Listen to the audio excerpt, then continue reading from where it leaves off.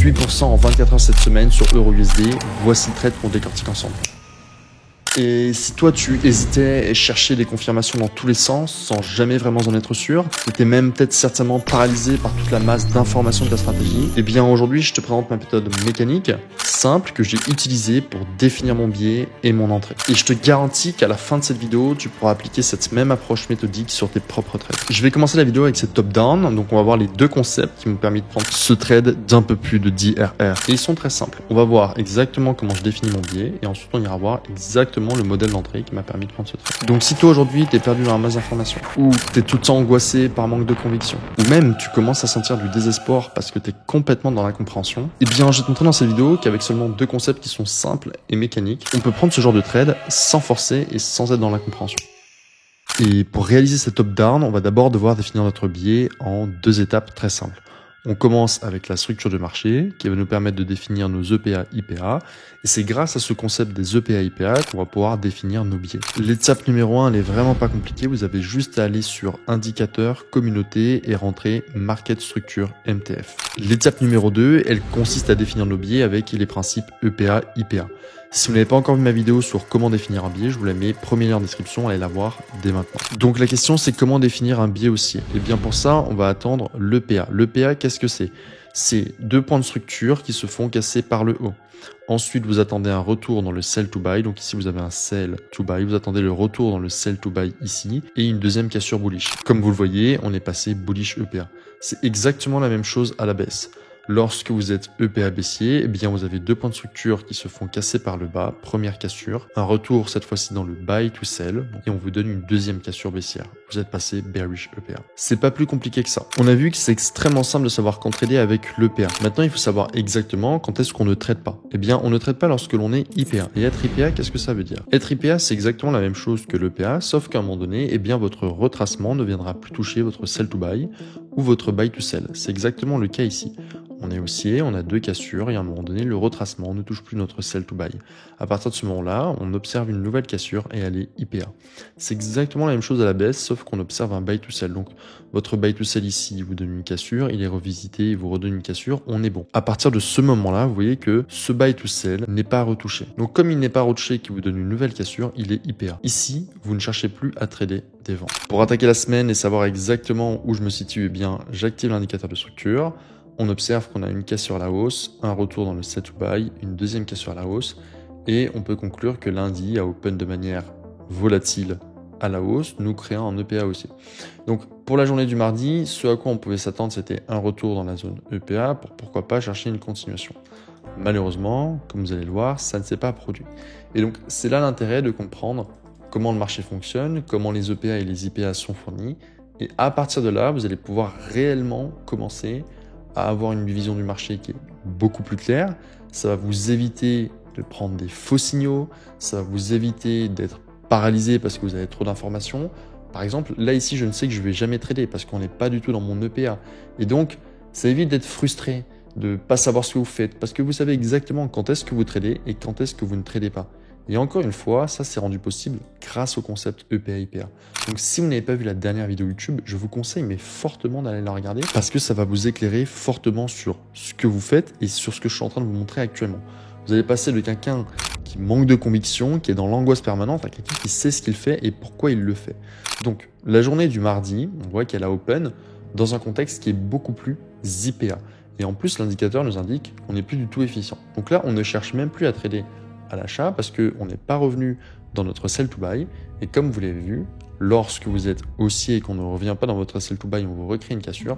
À partir de ce moment-là, vous passez IPA. C'est pas moi qui le dis, c'est l'indicateur qui le dit. On est dans une traîne haussière qui n'est plus efficiente. Et donc à partir de ce moment-là, on peut définir de manière assez certaine que ce lot ne tiendra pas. Maintenant, la deuxième chose, c'est de borner le range dans lequel on se trouve. On se trouve alors entre les 1,18 301 et les 1,17 676. Maintenant, je vais mesurer la volatilité de mon range. Donc mon range a une volatilité de 62 pips, ce qui veut dire que cet après-midi sur New York, je peux escompter une volatilité de trade qui va être de 62 pips au maximal. Et je vais juste conclure que la data efface le doute parce que la data expose des faits et les faits vous amènent ce genre de résultats. Et quand vous tradez sur des choses qui sont codées, qui sont factuelles, eh bien vous avez des convictions, vous n'avez plus de doute, vous n'êtes pas dans le brouillard mental. C'est exactement comme ça que je prends mes trades en étant sûr exactement de ce que je fais. Et vous pouvez voir les résultats. Je prends des trades toutes les semaines de la même façon, de manière ultra mécanique, sans jamais avoir de doute, sans jamais être paralysé, sans jamais répéter les mêmes erreurs parce que je sais ce que je fais et pourquoi je le fais. Et restez bien jusqu'à la fin de cette vidéo parce que dans la prochaine minute, je vais vous donner des conseils qui sont super précieux. Abonnez-vous à la chaîne YouTube, rejoignez Telegram en description et on continue la vidéo. Ce qui me donne que si on descend petit à petit en time frame, eh bien on va commencer à réobserver nos cassures EPA et ça dans le but de pouvoir observer une entrée en position eh bien, sur 14 heures. Puisque là on observe qu'il est midi, donc ça ne m'intéresse pas forcément de trader. Et donc j'ai juste attendu que le prix défile et j'ai observé tranquillement qu'il m'a fait une première cassure à la baisse et une deuxième cassure à la baisse. C'est-à-dire que si on résume, eh bien ce lot ne va pas tenir, on est en train de recréer de l'EPA contraire et donc maintenant la question c'est comment on définit les entrées. Eh bien on définit les entrées en réattendant un modèle d'entrée EPA, donc soit contre un IPA, soit dans le sens de notre EPA majeur. Donc actuellement, on se trouve contre un IPA aussi, c'est-à-dire que le lot ne va pas tenir. Donc si on trouve un EPA contraire, eh bien on peut lui faire confiance. En revanche, si on était dans un EPA déjà défini à la baisse, eh bien dans cette zone-là, on aurait juste recherché un EPA baissier. Là, en l'occurrence, on cherche à jouer contre un escalier qui ne tiendra pas, donc un IPA. Et ce qu'on va devoir attendre, eh bien c'est un timing. On va attendre la formation dans un timing. Ce qui nous donne que actuellement, il est 11h35. Donc, je peux juste pas prendre de trade. Je vais juste devoir mettre une petite alerte et me noter les 14 heures qui vont se trouver ici. Okay, et à partir du moment donné où à 14 heures, eh bien, j'aurai ce que je veux, je pourrais commencer à chercher les entrées en position. Donc, comme on le voit jusqu'à présent, le prix, il nous fait juste des EPA de plus en plus baissiers et on n'a pas encore d'entrée en position significative. Et c'est vraiment ici, voilà, vous voyez, à 14 heures, qu'on a eu une cassure, deux cassures. Et sur cette deuxième cassure, eh bien, j'ai juste tiré mon trait ici et j'ai commencé à regarder pour rentrer en position. Donc je suis allé en une minute où j'ai clairement affiné ma position. Et quand on regarde en une minute, eh bien, notre structure est parfaite. On a vraiment une cassure, deux cassures. Et dans ce niveau-là, eh bien, j'ai juste cherché à mettre mon point d'entrée ici. D'accord, je suis vraiment rentré ici avec un stop loss assez court qui me donnait 45 pips, donc 4,5 pips, pardon, de stop. Et comme on l'a dit, on avait une expectation de 62 pips dans le range. Comme on rentre un petit peu plus bas, eh bien actuellement le trade il nous donne une expectation de 45 pips. Donc si vous faites 45 de stop, vous avez un RR de 10 qui est attendu. Donc on avait un RR de 10, pas très compliqué à prendre. Et donc ce qui fait que si on résume, eh bien on a cherché à top-down analysis, donc définir notre biais. Eh bien on s'est rendu compte que dans la time frame de fond, on était dans un IPA dans lequel le lot n'allait pas tenir. On s'est retrouvé avec un EPA contraire et comme on target le lot, ici avec un expectation de 62 pips, donc le lot du range, eh bien on a tous les modèles qui nous permettent de rentrer en position.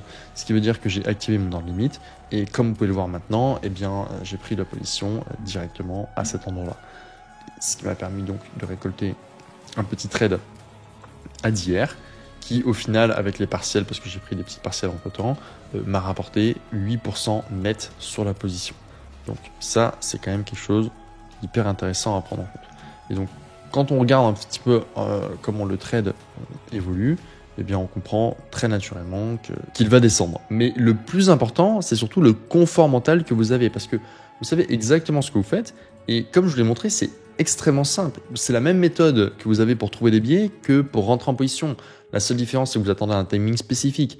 Et ça, c'est génial parce que je pense qu'il y a plein de gens aujourd'hui qui font des sessions et qui, en fait, sont épuisés mentalement à voir des signaux partout. C'est-à-dire qu'ils ont tellement de concepts entre les mains que tous les concepts peuvent leur dire « mais en fait, ici, tu peux acheter, mais aussi ici, tu peux vendre ». Et du coup, vous êtes dans un brouillard mental où vous répétez les mêmes erreurs encore, et à force de perdre, vous devenez paralysé, quoi. Enfin, vous avez tellement perdu que maintenant, vous savez plus s'il faut acheter ou s'il faut vendre. Donc, vous êtes paralysé, vous savez pas quoi faire.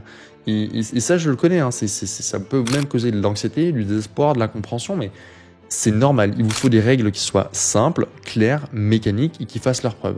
Vous répliquez ce système de manière systématique, ok, c'est un système, et vous le vérifiez par de la data. Et la data supprime toutes vos émotions, elle va supprimer tous vos doutes parce que elle va vous démontrer que 7 ou 8 fois sur 10 ça fonctionne, donc les 2 fois sur 10 où ça ne fonctionnera pas, eh bien le doute ne va pas s'installer parce que vous aurez construit des convictions sur des faits, d'accord?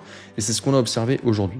Donc encore une fois, si vous voulez aller beaucoup plus dans le détail, beaucoup plus en profondeur, Ce que je vous invite à faire, eh bien, c'est pas compliqué. C'est d'aller dans le premier lien de la description, regarder ma dernière vidéo YouTube où je vous explique en détail de manière beaucoup plus précise qu'ici comment définir son biais. Et cette vidéo elle va vous permettre vraiment de comprendre étape par étape comment prendre ce trade, mais également tous les autres trades que j'ai pris. Et je peux vous en faire défiler encore, et encore parce que j'en ai pris énormément. Vous allez comprendre exactement comment adapter les biais à tous les contextes de marché, construire des convictions sur des faits. Et si ce format vous a plu, eh bien je vous invite à liker la vidéo, vous abonner à la chaîne YouTube, mettre un petit commentaire et on recommencera très prochainement. Ciao ciao, c'était LEM, on se retrouve très bientôt.